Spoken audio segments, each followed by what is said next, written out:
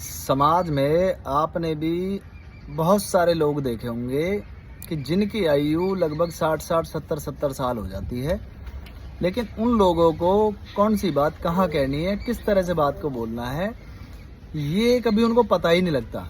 वो कहीं भी कुछ भी बोल देते हैं, फिर उसके बाद विवाद हो जाता है। ये राजकुमार सैनी सांसद हैं, काफ़ी बुजुर्ग आदमी भी हैं, लेकिन अगर तुम उनकी मानसिकता देखोगे तो इतनी गिरी हुई मानसिकता है लोगों की। पता नहीं ऐसे लोगों को जनप्रतिनिधित्व कैसे लोग चुन लेते हैं और कैसे ये लोग जनता के बीच में बयान भी दे देते हैं। मैं तो सभी लोगों से प्रार्थना ये करूंगा कि जब अपने घर में कोई कार्यक्रम करो, कोई शादी विवाह संपन्न करो, तो उसमें अपने खास रिश्तेदार यार दोस्तों को बुलाओ, या जिनको आप बुलाएं। नेता वेताओं के चक्कर मत पड़ो। इन नेताओं को बुला करके आप इतना गौरवान्वित होते हो कि भाई नेताजी आगे, और उनके आगे पीछे ऐसे घूमते रहते हैं लोग और गर्व महसूस करते हैं फोटो खिंचवा के। अरे ये जनता के नौकर है भाई, आप इनको इतना चढ़ा क्यों रहे हो? इतना चढ़ा दिए कि भाई मुझ पर तो 10-15 साए हैं, मैं तो सांस नहीं। तुझे न्योता क्यों दे रहे हैं लोग? क्यों बुला रहे हो ऐसे लोगों को और फिर उनका वेट करते हो आप लोग? अब राजकुमार सैनी के अनुसार वो कह रहे हैं कि पंडितों पे केस करो जो ये शादी विवाह सुझा रहे हैं, एक एक दिन में 10-10 साए, 20-20 साए। अरे भैया आप मत जाओ ना, आपको किसने कहा? और पंडित जी को आप 3151 रुपये एक पूरी शादी में दे के बहुत बड़ा एहसान कर देते उसके ऊपर। उस बात की चर्चा नहीं करी कि भाई जो शादियों में जो बिना फालतू के खर्चे हो रहे हैं, 2-2 करोड़, 1-1 करोड़ रुपए का खर्चा हो रहा है, दुनिया भर के लोग लुट रहे हैं, उसके बारे में नहीं बोला। शराब पीते हैं, शराब पिलाते हैं, नचनिया, गाना, बैंड, ढोल, कपड़े, उसकी बात नहीं करी। क्या पंडितों को वहां से कमीशन आ रहा है? और तुमसे किसने कहा है आप पंडितों से शादी सुधवाओ? किसी ने कहा है आपसे?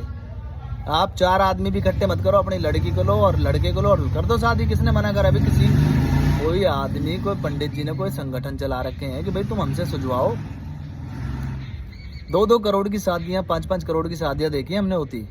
और जब पंडित जी की बारी पैसे की आती है ना, तो ऐसे मीटिंग होती है जैसे पंडित जी के नाम से खेत लिख देंगे। अब वो आदमी है, वो पंडित जी, जो आपके शुभ विवाह के शुभ मंगल कार्य को सफल बनाने के लिए भगवान से प्रार्थना कर रहा है। बात आ गई समझ में? तो ये जो ज्ञान की दुकान है ना, इस ज्ञान की दुकान को अपने पास रखो। और मैं ये हिंदू संगठन जितने भी हैं, अरे इनसे भी किसी आदमी के थ्रू इन तक बात पहुंच जाए तो प्लीज पहुंचा देना।